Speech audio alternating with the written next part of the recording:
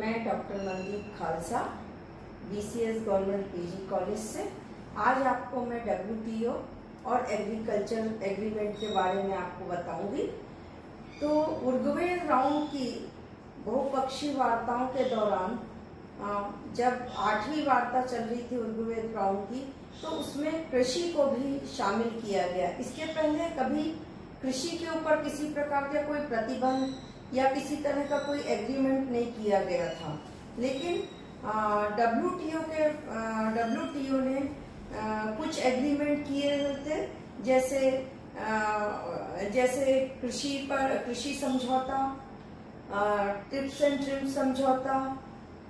तो ये सारे समझौते किए थे जिनके बारे में मैं आपको बताऊंगी। लेकिन आज मैं आपको बताऊंगी WTO और एग्रीकल्चर, यानी इसका कृषि संबंधी समझौता जो है, इसको जब प्रथम बार सम्मिलित किया गया, इसके पहले GATT में इसको शामिल नहीं किया गया था।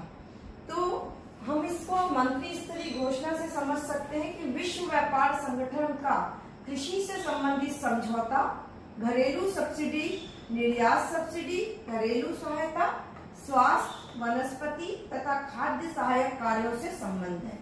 आपको मैं बता दूं, कृषि के क्षेत्र में सब्सिडी या अनुदान का बहुत बड़ा योगदान होता है। जब भी सरकार जो है वो किसानों को सब्सिडी देती है या अनुदान देती है, तो जब सब्सिडी और अनुदान देती है तो उससे कृषकों की आर्थिक स्थिति जो है वो बहुत अधिक सुधर जाती है। कृषकों की आर्थिक स्थिति को उन्नत करने के लिए सरकारें सब्सिडी या अनुदान देती हैं।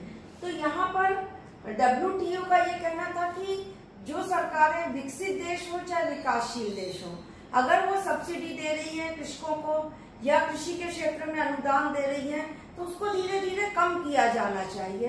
तो मैं आज उसके बारे में भी आपको चर्चा करूंगी कि किन किन अनुदानों को कम किया जाना चाहिए और कब तक किया जाना चाहिए। फिर मैं आपको ग्रीन बॉक्स के बारे में बताऊंगी, अंबर बॉक्स के बारे में बताऊंगी, ब्लू बॉक्स के बारे में बताऊंगी कि ये क्या है, इस बॉक्स की चर्चा कैसे WTO में की गई और इनका क्या रोल है। तो सबसे पहले मैं आपको बताऊंगी कि घरेलू अनुदान में कटौती ये दो प्रकार से की जाती है। उसमें कृषि आगतों जैसे खाद है, बीज है, कीटनाशक दवाइयां हैं, सिंचाई है, बिजली है। अब यदि कृषकों को खाद सस्ती दर पर दे दी जाए, उनको खाद में अनुदान दे दिया जाए, सब्सिडी दे दी जाए, सस्ते बीज खरीदने के लिए किसानों को सब्सिडी दे दी जाए, कीटनाशक दवाइयों के लिए सब्सिडी दे दी जाए और सिंचाई के लिए सब्सिडी दे दी जाए, बिजली सस्ती कर दी जाए किसानों को, तो ये सारे जो है ये किसानों को दी जाने वाली सुविधाएं या अनुदान कहलाते हैं।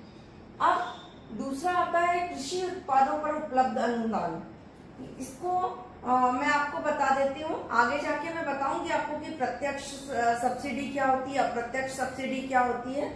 तो कभी कभी अभी मैं शुरू में बता रही हूँ आपको कि कृषि उत्पादों पर उपलब्ध अनुदान, यानी सरकारें, आप सब जानते हैं कि न्यूनतम समर्थन मूल्य, फसल का न्यूनतम समर्थन मूल्य देती है। जैसे अभी छत्तीसगढ़ में धान पर सरकार 1770 रुपए का न्यूनतम समर्थन मूल्य दे रही है। तो ये न्यूनतम समर्थन मूल्य जो है, इससे किसान को लागत कम लगती है और किसानों के पास एक साथ एक मुश्त बहुत सारा पैसा आ जाता है, जिससे कि वो दूसरी फसल के लिए भी तैयारी आराम से कर सकते हैं। तो ये न्यूनतम समर्थन मूल्य सरकार के द्वारा दी जाने वाली सुविधा है। इसको ग्रीन बॉक्स में रखा जाता है और ये एक तरह का अनुदान है। और कभी कभी सरकारें क्या करती हैं, आजकल किसानों की स्थिति को सुदृढ़ करने के लिए उनके अकाउंट में डायरेक्ट मनी जो है ट्रांसफर कर देती हैं।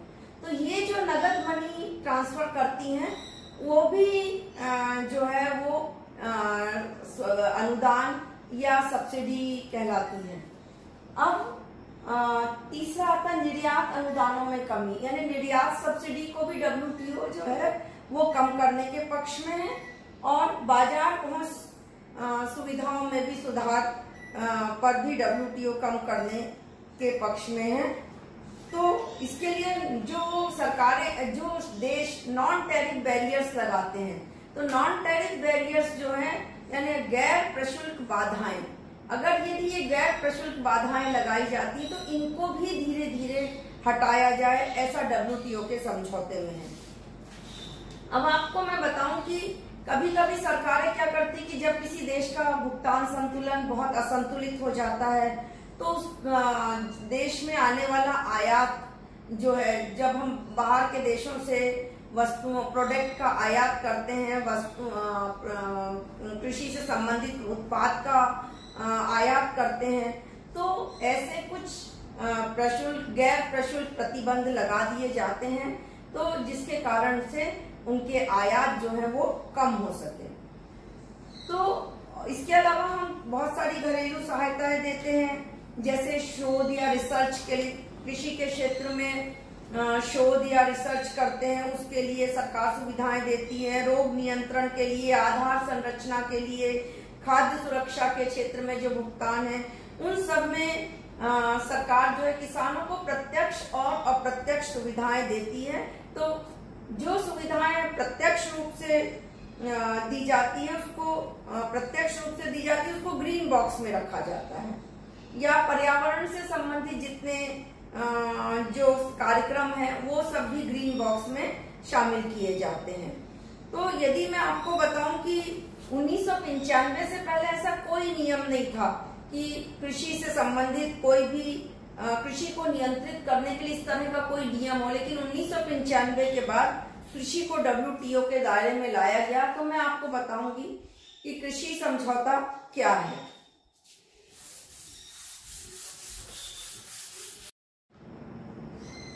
WTO और एग्रीकल्चर यानी कृषि पर समझौता स्वतंत्र कृषि व्यापार के 3 महत्वपूर्ण आयाम हैं या 3 स्तंभ हैं, यानी 3 पिलर्स हैं, 3 पिलर्स।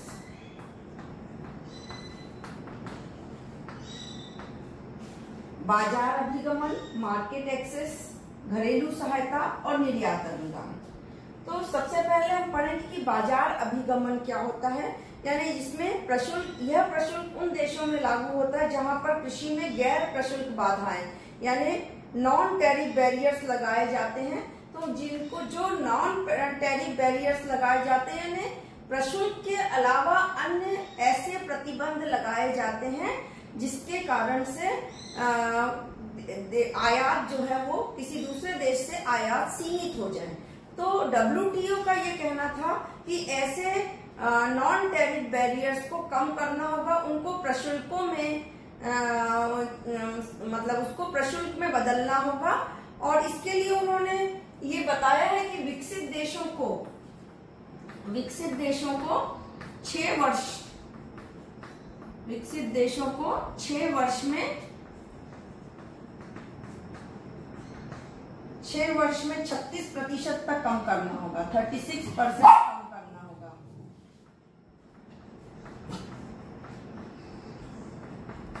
और विकासशील देशों को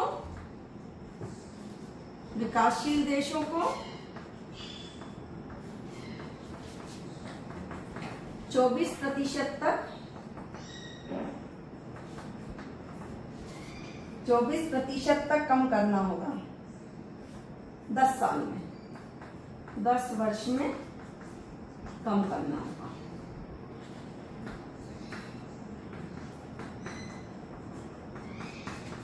तो ये मार्केट एक्सेस है जिसमें विकसित देशों को 6 वर्ष में 36% तक कम करना होगा, विकासशील देशों को 24% तक 10 वर्ष में कम करना होगा।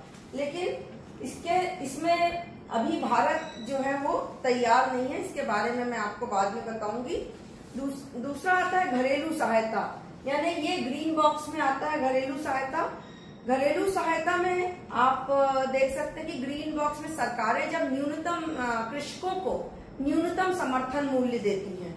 न्यूनतम समर्थन मूल्य जैसे छत्तीसगढ़ में मैंने आपको बताया था कि धान में जो है वो 1770 रुपए का न्यूनतम समर्थन मूल्य सरकार दे रही है। इससे किसानों को उनके उत्पाद से लाभ की प्राप्ति होती है और मैंने आपको बताया कि दूसरी फसल के लिए भी उत्पादन बढ़ता है और लागत कम होती है। तो इस तरह से ये ग्रीन बॉक्स में आता है। और तीसरा आता है निर्यात अनुदान, यानी निर्यात सब्सिडी को कम करना है। तो निर्यात सब्सिडी को कम करने के लिए मैं आपको बताऊंगी कि निर्यात सब्सिडी को कैसे कम करना है। तो निर्यात सब्सिडी के अंतर्गत सरकारें धीरे धीरे जो है वो अनुदान को घटाती जाएंगी। जब भी सरकार क्या करती है, मैं बताऊं, कोई भी देश जो है वो डंपिंग का सहारा लेता है। डंपिंग मीन्स अपने देश के प्रोडक्ट को कम विदेशों में कम मूल्य पर बेचना, उसको डंपिंग कहते हैं। जैसे मैं आपको बताऊं कि अमेरिका में अगर 500 रुपए की शक्कर, अगर वो 500 रुपए बोरा शक्कर दे रहा है, अगर कोई किसान निर्यात कर रहा है, किसान उपज का 500 रुपए की शक्कर दे रहा है, और यदि उसको विदेशों में वो 300 रुपए में बेचता है, तो जो 200 रुपए का अनुदान है या 200 रुपए की जो सब्सिडी है वो अमेरिका किसानों को देगा। इसको बोलते हैं निर्यात सब्सिडी। तो ये निर्यात सब्सिडी को कम करना होगा। जब तक ये निर्यात सब्सिडी कम नहीं होगी, तो WTO के इस एग्रीमेंट के अंतर्गत आता है कि सरकारों को धीरे धीरे, देशों को धीरे धीरे निर्यात सब्सिडी को कम करना होगा। अब मैं आपको बताऊंगी कि घरेलू सहायता कैसे दी जाती है। ग्रीन बॉक्स के अंतर्गत, अंबर बॉक्स के अंतर्गत और ब्लू बॉक्स के अंतर्गत। तो ये है घरेलू सहायता।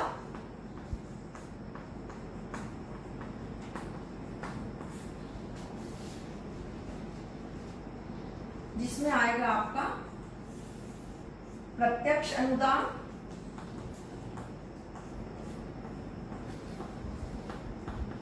और दूसरा आएगा अप्रत्यक्ष अनुदान, यानी डायरेक्ट सब्सिडी और इनडायरेक्ट सब्सिडी। अब प्रत्यक्ष अनुदान जिसको क्या बोलते हैं, अंबर बॉक्स बोलते हैं। इसको अंबर बॉक्स बोलते हैं। जैसे बीज, बिजली, डीजल, उर्वरक, अनुसंधान,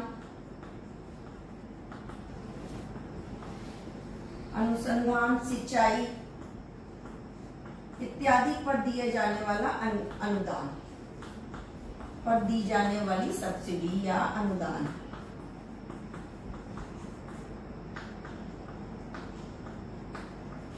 सब्सिडी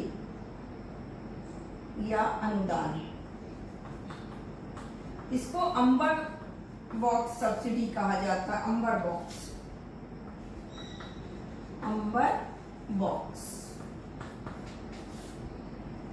ये अंबर बॉक्स क्या है? अब आपको मैं सबसे पहले बताऊंगी कि अंबर बॉक्स क्या है। यदि कोई देश किसानों को सस्ते बीज उपलब्ध कराता है, सस्ती बिजली उपलब्ध कराता है, सस्ता डीजल उपलब्ध कराता है, सस्ती खाद उपलब्ध कराता है, रिसर्च के लिए उनको सुविधाएं दी जाती हैं, सिंचाई के लिए उनको सुविधाएं दी जाती हैं या अनुदान दिया जाता है, तो ये जो सब्सिडी है ये अंबर बॉक्स में आती है।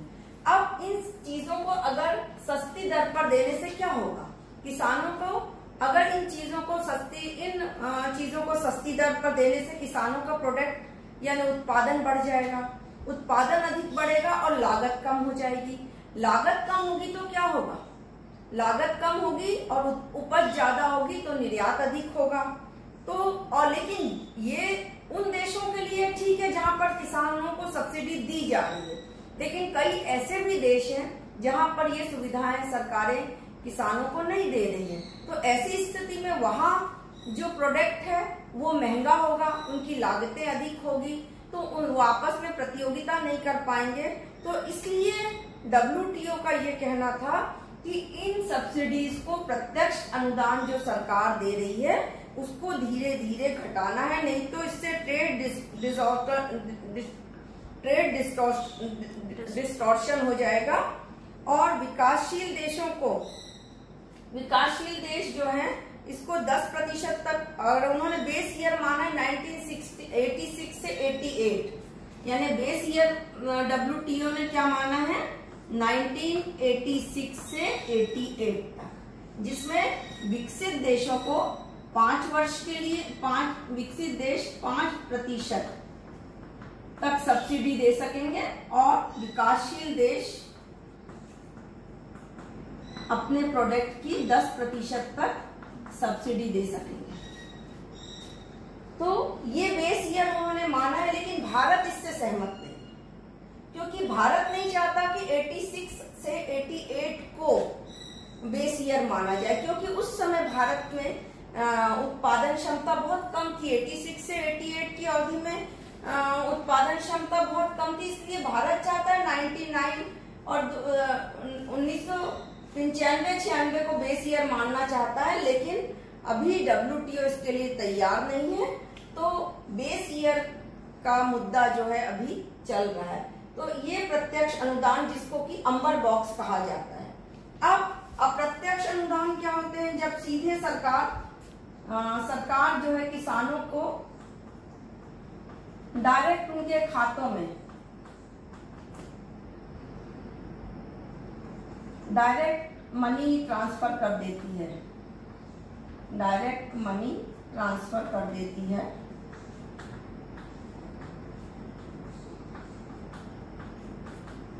तो जब भी डायरेक्ट मनी ट्रांसफर करेगी और न्यूनतम समर्थन मूल्य देगी।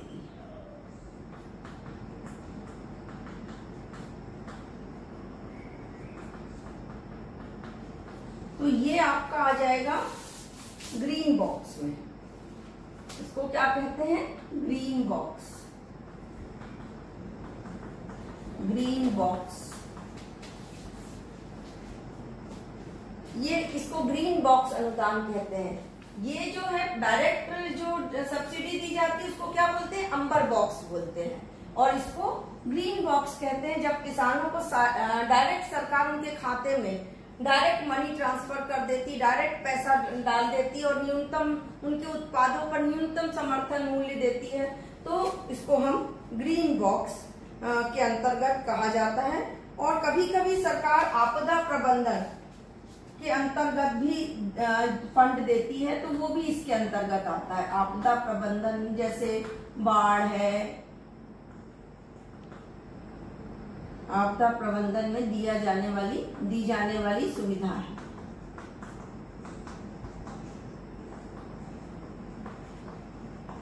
जैसे बाढ़ है, सूखा है, अभी जैसे कोरोना का प्रकोप है, तो सरकार जो है आपदा प्रबंधन से लोगों को जो सुविधाएं दे रही है वो भी इस तरह का फंड कहलाता है। तो विकसित देशों के अनुसार ये आपने समझ लिया अंबर बॉक्स और ग्रीन बॉक्स। विकसित देशों ने, आपको बता दूं कि 1986-88 को बेस ईयर WTO ने माना है। और भारत चाहता है कि बेस ईयर जो है वो 99 to 2000 होना चाहिए। ये तो इस मुद्दे पर विवाद चल रहा है।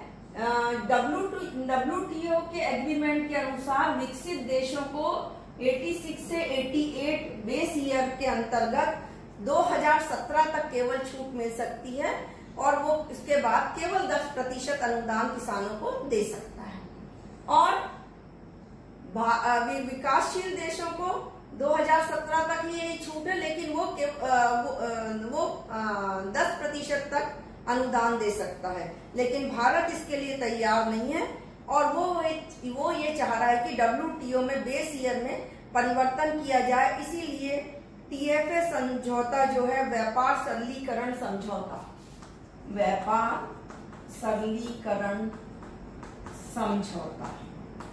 पर एग्रीमेंट नहीं हो पा रहा, क्योंकि भारत बेस ईयर को बढ़ाने के लिए अड़ा हुआ है। अब आपको मैं बता दूं, ये तो हो गया आपका अंबर बॉक्स और ग्रीन बॉक्स। अब ब्लू बॉक्स क्या होता है, इसको मिटाती हूं मैं आपको और ब्लू बॉक्स बताती हूँ।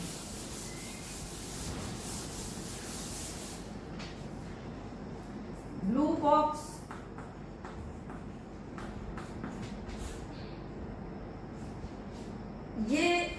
ब्लू बॉक्स जो है ये वह तकनीक है जिसमें कुछ देश कुछ जैसे विकसित देश है, खासतौर पर ये विकसित देशों के लिए ये ब्लू बॉक्स, कि जब विकसित देशों में तकनीक बहुत उच्चतम होती है और बहुत तकनीक बहुत मतलब वो लोग पूरी तरह से तकनीक उन्नत होती है, वहाँ की तकनीक जो है बहुत उन्नत होती है।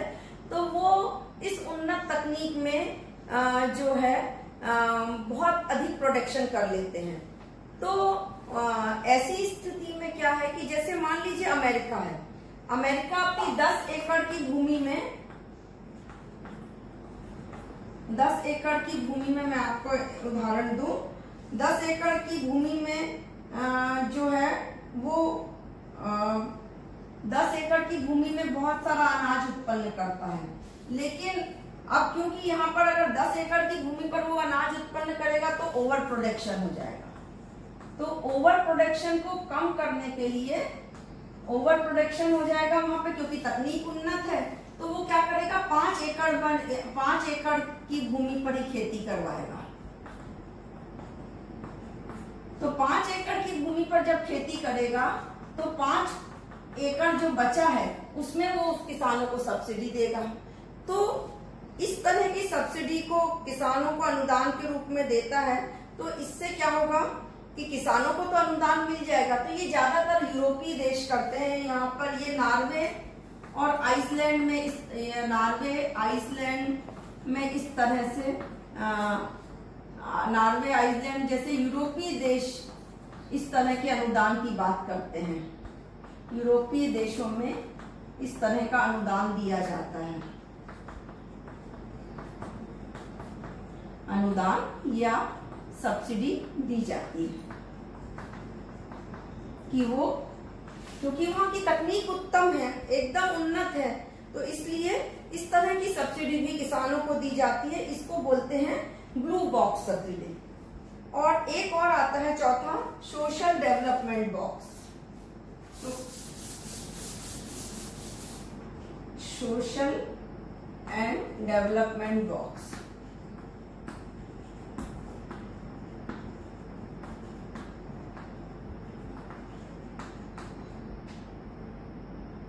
इसमें आता है गरीबी, सामाजिक कल्याण, गरीबी, सामाजिक कल्याण, डिजास्टर, आपदा प्रबंधन,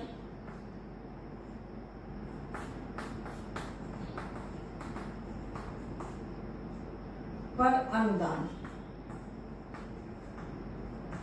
तो ये इसमें कोई सब्सिडी घटाने की बात नहीं करती। अगर हम सोशल एंड डेवलपमेंट बॉक्स में सरकारें या कोई देश सहायता करता है, गरीबी पर, सामाजिक कल्याण से संबंधित कोई योजनाएं बनाता है, आपदा प्रबंधन पर अनुदान देता है, तो उस पर किसी तरह की कोई कटौती की बात नहीं की जाती है। नेक्स्ट आता है कि निर्यात अनुदान। मैंने आपको बता चुकी हूँ निर्यात अनुदान के बारे में कि विकसित देश जो है अपनी वस्तु को डंपिंग के आधार पर, यानी अपने देश के में जो कीमत बेचते हैं उससे कम कीमत पर विदेशों में अगर अपनी वस्तु या प्रोडक्ट को बेचते हैं तो उसको डंपिंग कहा जाता है। और उसके बदले में वो किसानों को उतनी सब्सिडी दे देते हैं। तो इस तरह से अभी भी जो है विकसित देशों में बेस ईयर को मानकर ऐसे अनुदानों पर, निर्यात अनुदान जो है, निर्यात अनुदानों पर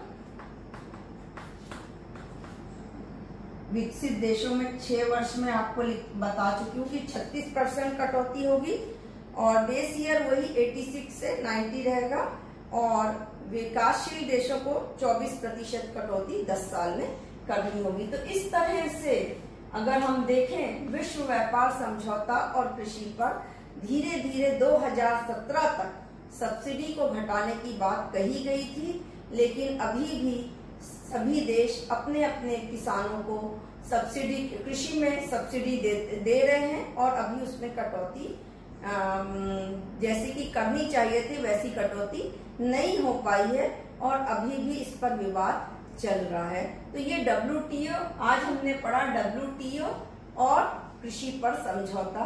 अगला मेरा वीडियो जो होगा वो ट्रिप्स एंड ट्रिम्स पे होगा। Thank you very much.